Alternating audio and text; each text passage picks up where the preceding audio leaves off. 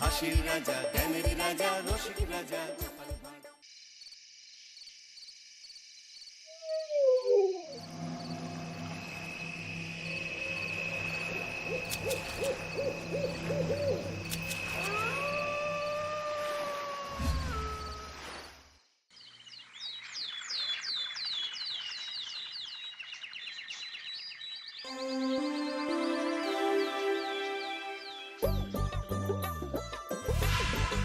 দূর দূর, হঠাৎ করে কেন যে এত চুল ঝরছে বুঝতেই পারছি না।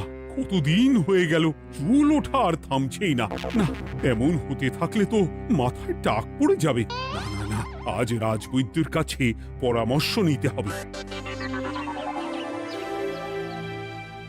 কি ব্যাপার মহারাজ, আজ আপনাকে এমন চিন্তিত দেখাচ্ছে কেন? জীবনে বড় দুঃখ গোপাল, মন মেজাজ একদম ভালো নেই। সে কি কি হয়েছে মহারাজ? গোপাল থাকতে দুঃখ কিসের? আর বলো না, মাথার চুলগুলো আজকাল ঝড়ে পড়া পাতার মতো পটপট করে ঝরে যাচ্ছে।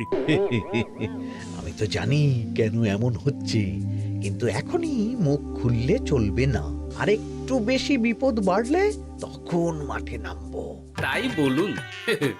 এ তো খুব ছোট ব্যাপার। চুল ঝরলে টাক পড়বে, আর সেটা পড়া কত ভালো জানেন?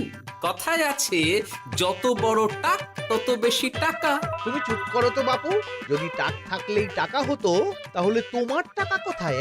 যেটা বোঝো না সেটা নিয়ে কথা বলো না। তাই না তাই, মহারাজের ঝরছে চুল, চিন্তার ভাঁজ মাথায়। গোপাল যতই চেষ্টা করুক, চিঁড়ে ভিজবে